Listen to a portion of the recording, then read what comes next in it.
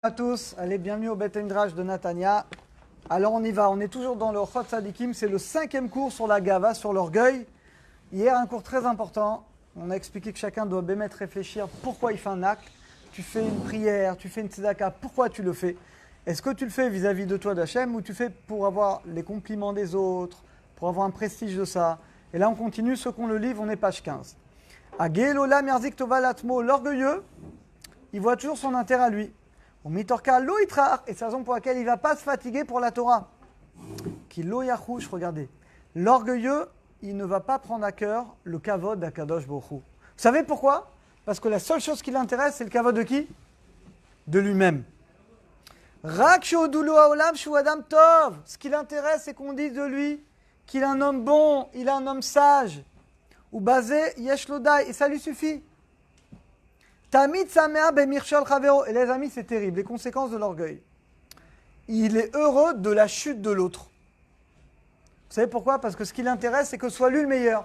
Donc quand les autres chutent, il se dit, ah bah, je suis au-dessus. Ou bemiot yediatam. Quand les gens ne connaissent pas beaucoup, il est content, il dit, bah, je connais plus qu'eux. Regardez quel niveau d'orgueil. Ou mitkabed bekalon chaverav. Et il se réjouit de la honte des autres. Zechad mesrim v'abad varim, ça fait partie des 24 choses qui bloquent la tchouva d'après le Rambam. Adam shekol masav tovi même, ou malel itkabed, un homme qui fait des bonnes actions et qui va se louer de ses bonnes actions. Et là, regardez il va donner un exemple, les amis, qui est extraordinaire. Imaginez quelqu'un, Baruch Hashem, tous les jours il prie Béminyan, comme les gens ici, tous les jours il étudie la Torah, il donne la tzedaka, il a beaucoup de mérite, mais malheureusement il le fait par orgueil. Il le fait parce que ce qui l'intéresse, c'est sa réputation. Qu'est-ce qu'on va dire de lui, que les gens pensent du bien de lui, disent du bien de lui. Regardez à quoi il ressemble cet homme. Domé les tafil comme un très bon plat. Imaginez une dafinam qui est là pour les Tunisiens. Bechol afkat rochel veraché besamim. T'as mis plein d'encens, plein d'ingrédients. Omed etzelaesh imagdiach. Mais si tu l'as trop laissé, ça va cramer. Ah, chelo chavé jusqu'à ce que c'est tellement cramé que c'est dégoûtant, je ne peux même pas le manger. Car Adam, ainsi est cet homme, les amis, un homme qui fait beaucoup de bonnes actions, mais qui recherche par ça le kavod, la gloire, le prestige. Magdiach, il brûle toutes ces bonnes actions. Mais est-ce que vous vous rendez compte, les amis, tu as fait une tzedaka, mais pourquoi tu veux que tout le monde le sache? Pourquoi tu veux donner devant tout le monde? Pourquoi tu veux que tout le monde sache que tu es arrivé en premier, que c'est toi qui étudies le plus? Quand on fait ça, les amis, on gâche. On brûle notre mitzvah. Au lieu que cette mitzvah va t'éclairer pour l'éternité, et bah tu as rendu cette mitzvah nulle, limitée, et Hachem va te payer avec le kavod des gens. Les gens vont dire de toi que tu es un tzaddik, tu es quelqu'un de bien, tu es généreux, mais tu ne l'as pas fait pour Hachem. Et ça, les amis, c'est extraordinaire ce qu'il dit, et c'est terrible.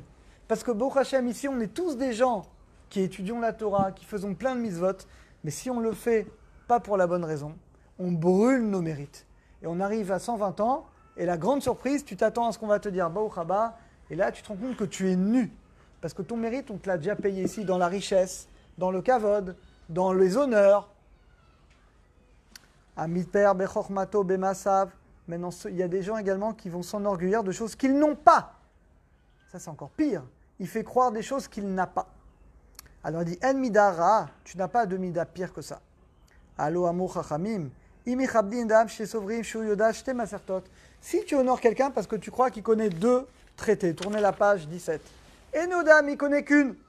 Yomar Lahen, il doit dire qu'il ne connaît qu'une. C'est qu'en gros, les amis, on ne peut pas se faire passer pour ce qu'on n'est pas. Et on est dans une génération, les amis, où il y a beaucoup de surprises. Parce qu'il y a beaucoup de gens qui se font passer pour ce qu'ils ne sont pas. Et on vit dans une sorte d'illusion. Et notre génération est très très bizarre.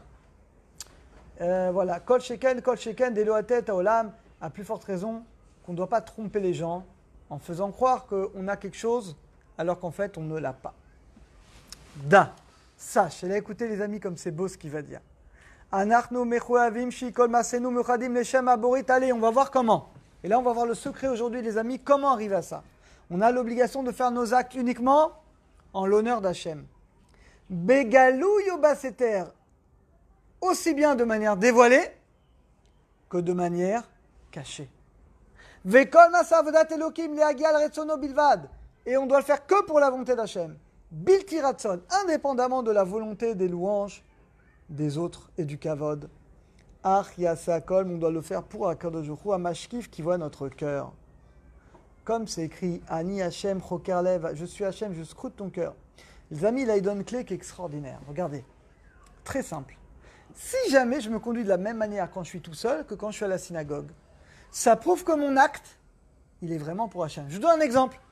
Là, pour Hachem, tout le monde prie Béminyan. Quand tu es en vacances, tu es parti à Tibériade, tu pars je sais pas où, tu pries Béminyan, alors pas de problème. Donc ça montre que Bémet, tu pries pour Akadosh Hu. Mais si quand tu es en vacances, personne ne te connaît, bah ça, tu ne le fais pas pour Hachem, tu le fais vis-à-vis des autres. Pareil la tzedaka, tu vas donner une tzedaka devant tout le monde en privé, tu ne vas pas donner. C'est-à-dire que les amis, je vous donne un autre troisième exemple, Shabbat. Les Shabbats de confinement, malheureusement on ne peut pas à la synagogue. Comment tu fais Shabbat?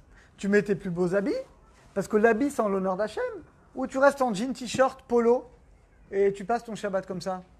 Les amis, tous ces exemples que je vous donne, eh ben, c'est une manière pour nous de savoir exactement où on en est. Quand je suis seul, je suis avec Hachem, j'étudie, ou alors je vais regarder la télé quand je suis à la synagogue devant tout le monde. Là, je suis sérieux, je prends un livre, j'étudie. Mais quand je suis seul à la maison, je m'allonge, je regarde la télé, je fais du bitouzman, je perds du temps. Donc ça veut dire que quoi, Hachem, il est moins là-bas que là-bas. C'est que les amis, tout ça, c'est des exemples. Pour nous, ça doit nous apprendre à être vrai. Si on est vrai, il n'y a aucune différence la manière dont je me conduis quand je suis seul devant Hachem que quand je suis devant le maître du monde. Pareil, à la synagogue, tu ne vas pas t'énerver, parce que ça ne se fait pas quand il y a des gens. Mais si le mec qui rentre chez lui, c'est du feu, il va s'énerver contre sa femme, il va crier, il va truc, etc. Alors tu ne comprends pas. À la synagogue, tu fais croire que tu es un tzaddik, et d'un coup, avec ta femme, on dirait que tu es devenu un chas v'shalom, un coléreux, un fou. Donc, tout ça, les amis, c'est que des kelimida, ça doit nous aider pour savoir exactement où est-ce qu'on en est. La reine. Donc, si on ne fait pas attention à se sauver de cette gava, et les amis, encore une fois, tout le monde est tous concernés à des niveaux différents. Tout le monde. Celui qui croit qu'il n'est pas concerné, c'est que Bichla, le Tzara, il l'a déjà bouffé complètement. Afapi, Shesh Beado, regardez ce qu'il dit.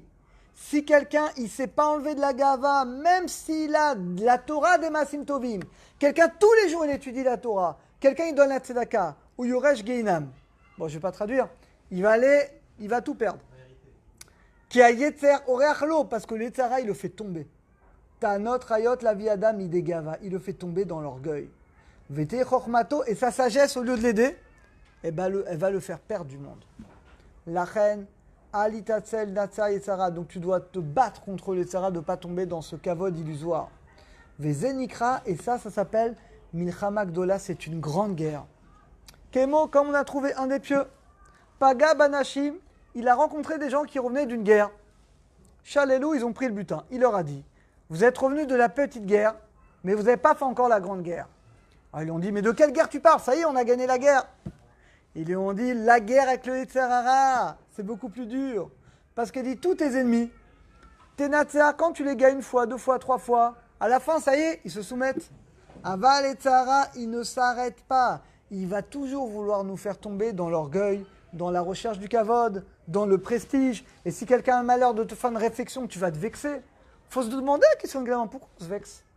C'est pas de l'orgueil. Bah souvent, c'est que la personne elle est honnête avec elle-même. Elle verra que c'est de la gava de se vexer. Atami batzmecha yon mutecha. Ne crois pas en toi jusqu'au jour de ta mort. Qui colle emecha, parce que tous les jours de ta vie, etc., il essaie de te faire tomber dans l'orgueil. Viminatsecha bekala, et si te fait tomber dans quelque chose de simple, une mitzvah simple, sauf à la fin, il te fera tomber dans une mitzvah grave, une mitzvah importante. Bavo shagava shoresh, parce que l'orgueil, la racine, l'arbe midot de beaucoup de mauvaises midot. Regardez comme l'orgueil, ça entraîne la colère, le lachonara, la marloquette. Mais regardez les amis, il faut juste ouvrir les yeux, regardez les lourdeurs qu'on peut entendre des fois. C'est dans 90% des cas, on ne va pas dire dans tout, mais dans la majorité des cas, c'est ça. Cette histoire de gava, et pourquoi lui, moi, et truc, et machin. C'est de la folie. Et il ne m'a pas invité à la bar mitzvah, et ben moi je n'inviterai pas à toutes les bar mitzvahs de mes enfants. Regardez dans les familles le niveau. Je parle de manière générale, c'est que de l'orgueil. Que des cavodes illusoires, il ne m'a pas dit, il ne m'a pas invité, il ne m'a pas fait. Ça va, qu'est-ce que tu redescends un petit peu. Gam ayetzer mishtata mitalev, et le yetzara il tombe dans le cœur de l'homme. Mais kol inyan ayetzer l'arziv, regardez, le but de yetzara c'est quoi? C'est de détourner la vérité et de nous montrer le sheker, le mensonge. Ou Melamed, le Yetzara, il veut nous apprendre, l'idgat, à nous enorgueillir, à nous croire mieux que les autres. La reine, c'est la raison pour laquelle toi, tu dois être plus intelligent que lui. Alors le reste pour demain. On va voir maintenant, on va développer à partir de demain, quelles sont les ruses du Yetzara. Qu'est-ce qui va nous faire croire à l'intérieur de nous pour nous faire tomber dans la Gava. Et c'est un cours, je demande vraiment à chacun, le but c'est de réfléchir. Donc je compte sur vous également aujourd'hui, réfléchissez quand vous faites n'importe quelle mitzvah. Réfléchissez pourquoi vous le faites. Et pourquoi quand vous êtes en seul, vous n'agissez pas de la même manière. À très bientôt.